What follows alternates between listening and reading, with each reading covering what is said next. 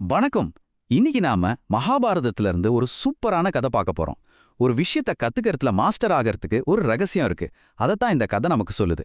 வாங்க நேரடியா கதைக்குள்ள போலாம். சரி, ஒரு நல்ல ஸ்டூடெண்ட்டுக்கும் ஒரு கிரேட் ஸ்டூடெண்ட்டுக்கும் என்னங்க உண்மையான வித்தியாசம்? யோசிச்சு பாருங்களேன். ஒரு நல்ல ஸ்டூடெண்ட் டீச்சர் சொல்றத அப்படியே செய்வாங்க. ஆனா ஒரு கிரேட் ஸ்டூடெண்ட் அவங்க அதையும் தாண்டி ஏதோ ஒன்று பண்ணுவாங்க இல்லையா? அது என்னன்னு தான் இந்த கதை நமக்கு சொல்ல போகுது. ஆனா இன்ட்ரெஸ்டிங்கான விஷயம் என்னன்னா, நம்ம கதைய ஒரு கிளாஸ் ரூம்ல இருந்து ஆரம்பிக்கல. அது ஒரு பொறாமையில இருந்தும் ஒரு பெரிய குற்றச்சாட்டுல இருந்தும் ஆரம்பிக்குது. அப்போ குரு துரோணாச்சாரியாரோட குருகுலம்.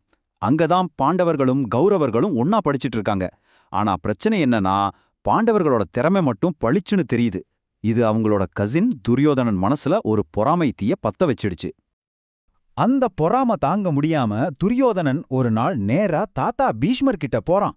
போய் என்ன சொல்றான்னு பாருங்க. தாத்தா, நம்ம குரு துரோணர் சரியே இல்ல. அவர் பாண்டவங்களுக்கு மட்டும் தனியா சொல்லித் தராரு, ஒரு பக்கமா நடந்துக்கிறாரு. நீங்க தான் இத பத்தி அவர்கிட்ட கேட்கணும்னு புகார் பண்றான். இதுதான் கதையோட மைய பிரச்சனையே. பீஷ்மரும் இந்த புகார துரோணர்கிட்ட கொண்டு போறார். அப்பதான் ரெண்டு பேரோட பார்வை எவ்வளவு வித்தியாசமா இருக்குன்னு தெரிய வருது. துரியோதனன் பார்வையில பிரச்சனை டீச்சர் மேல. ஆனா துரோணர் என்ன சொல்றாரு? இல்ல, பிரச்சனை ஸ்டூடெண்ட்ஸோட கத்துக்கிற திறமையில தான் இருக்குன்றாரு. அப்ப துரோணர் சொன்ன பதில் ரொம்ப ஆழமானது. ஒரு அருமையான உதாரணத்தோட சொன்னாரு. மழை பெய்யும்போது எல்லா இடத்துலயும் ஒன்னாதான் பெய்யும்.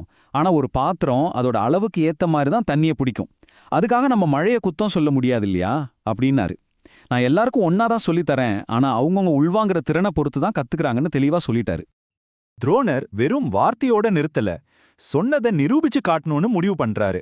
அதுக்காக ஒரு புத்திசாலித்தனமான டெஸ்ட எல்லார் முன்னாடியும் நடத்த போறாரு. அவர் தன்னோட எல்லா மாணவர்களையும் ஒரு திறந்த வெளிக்கு கூட்டிட்டு போறாரு. ஆனா அங்க ஒரு சின்ன ட்விஸ்ட். அர்ஜுனனை மட்டும் நீ போய் ஆசிரமத்தில இருந்து கொஞ்சம் எண்ணெய் எடுத்துட்டு வான்னு ஒரு வேலை கொடுத்து அனுப்பிடுறாரு.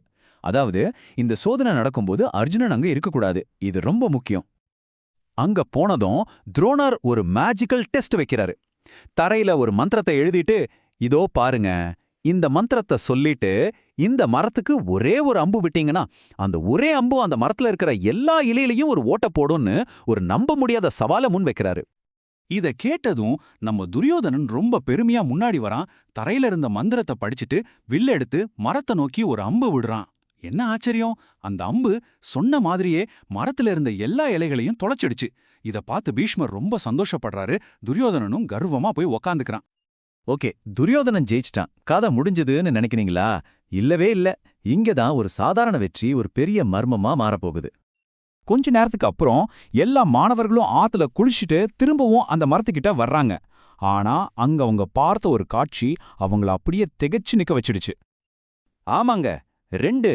இப்போ அந்த மரத்துல இருந்த ஒவ்வொரு இலையிலையும் ஒரு ஓட்டைக்கு பதிலா 2 ஓட்டைகள் இருந்துச்சு. இது எப்படி சாத்தியம்? பீஷ்மருக்கு ஒரே குழப்பம். துரோணர்கிட்ட போய், என்ன இது, துரியோதனன் ஒரு அம்புதான் விட்டான், ஒரு ஓட்டை தான் போட்டான், இப்போ எப்படி 2வது ஓட்டை வந்துச்சுன்னு கேக்குறாரு. துரோணர் அமைதியா மாணவர்களை பார்த்து, இந்த 2வது வேலையை செஞ்சது யாருன்னு கேக்குறாரு. மத்த எல்லாரும் முழிச்சிட்டு நிக்க, எல்லாரையும் ஆச்சரியப்படுத்துற மாதிரி அந்த டெஸ்ட் நடக்கும்போது அங்கே இல்லாத அர்ஜுனன் முன்னாடி வந்து, குருவே, அது நான் தான் செஞ்சேன்னு ரொம்ப பணிவா ஒத்துக்கிறோம். பீஷ்மருக்கு ஒரே ஷாக்.